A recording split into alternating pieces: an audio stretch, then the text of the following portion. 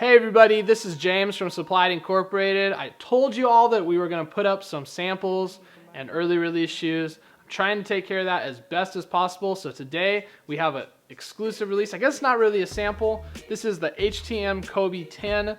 I guess it's a low technically too. But the thing about this shoe, there's only 100, I'm a little bit off on this because it's between 120 and 130. There's like 42 or 44 of each one of the colorways of this. There's black, there's the multicolor, and there's white. This is the black version. And for myself, there's a couple things about the shoe that I really love and a couple things I hate. And a little bit of a backstory is that the Kobe 9, I think, was probably one of the most iconic shoes to date. And that's not the highs. I do think that was an iconic kind of transition with the footwear, but the lows with the Flyknit were just phenomenal.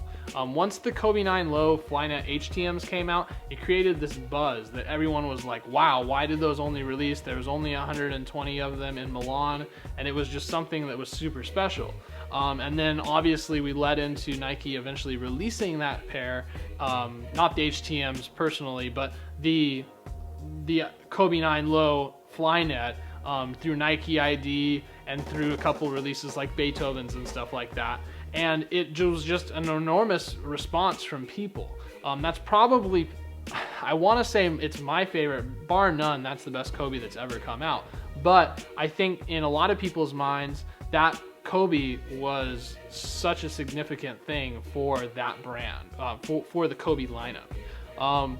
Then you kind of go into a transition period where, well, how are you going to be better than the Kobe 9 low Flyknit? And it's really hard. And you jump right into a 10 with it not being a high, with it being a low, but it's not Flyknit. And I do not like the Kobe 10s, only because I don't have the Flyknit versions. I don't think that on the market right now with the non-Flyknits, they're a very attractive shoe. Now you have Kobe 10s with the transition period to the highs, and I don't really like those as well, but those are Flyknit. This is a Flyknit version of a 10, and it's 10 times better. It is nicer. The quality is there. I don't have an issue paying $200 to $250 for this shoe because I feel like I'm getting my money's worth for a shoe. This HTM was $250 retail. Again, there were hardly any pairs. These go for $2,000 to $3,000 now, but there's a lot of quality in this particular shoe. And Nike needs to understand that doing this particular shoe and coming up with, ways to do the Flyknit and stuff on it really, really helps. I really like the way that they put packaging and stuff into this. So for instance, you can obviously tell in this video that this is Flyknit, but one of the nicest things that I do like is that the tongue on here, let me pull this out for you. So the tongue on here is a nice leather. So that's cool, right?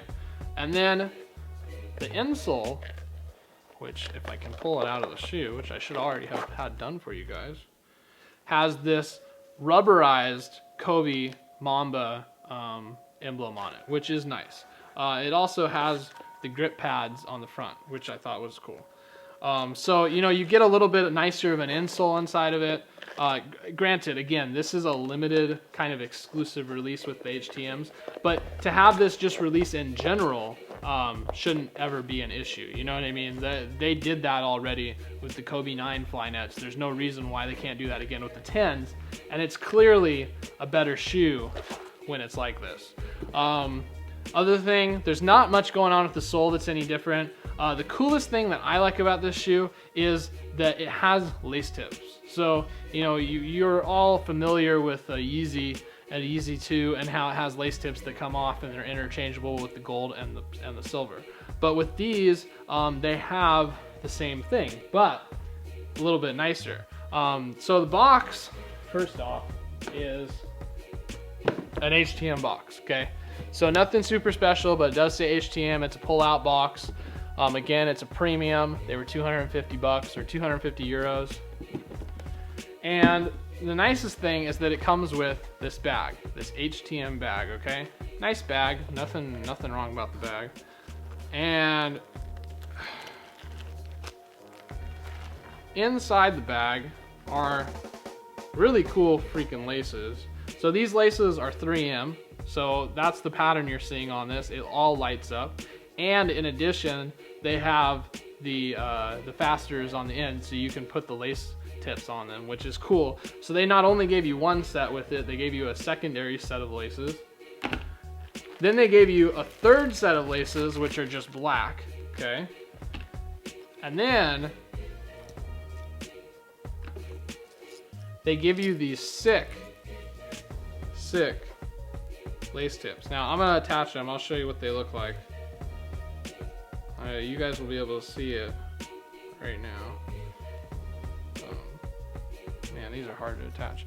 Anyways, they've got one here that is basically a square rectangle, and then they've got another that's circular, and the circular one says HTM on it, and this one says HTM, and it has the Nike sign on it.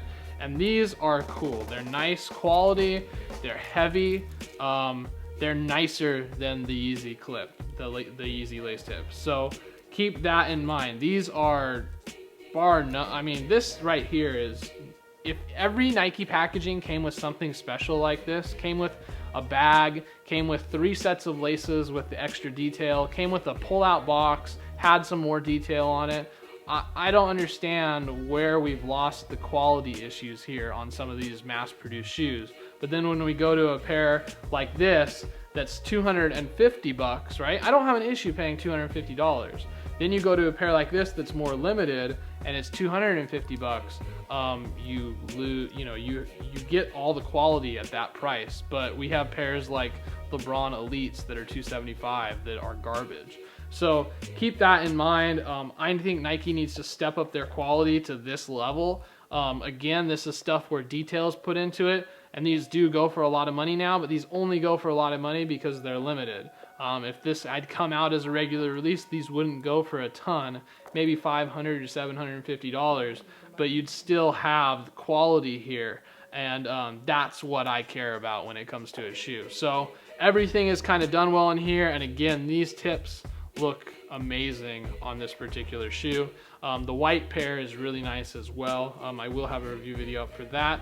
But yeah, there's an on-foot review video for this. Stay tuned for it. Let us know what you guys think. There's a black, a white, and a multicolored pair. What's the best pair out of them?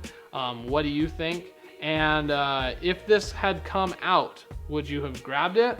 And do you think Nike should release these in terms of the non-HTM versions, just the regular Flyknit versions for the 10 lows? Because I think it needs to happen, and if it doesn't happen, it's the dumbest thing I've ever heard, because this shoe is still a great looking shoe when it's in its Flyknit version. So let us know what you guys think. Stay tuned for our next review video, and a lot of new content coming up, so I'll see you in the next one.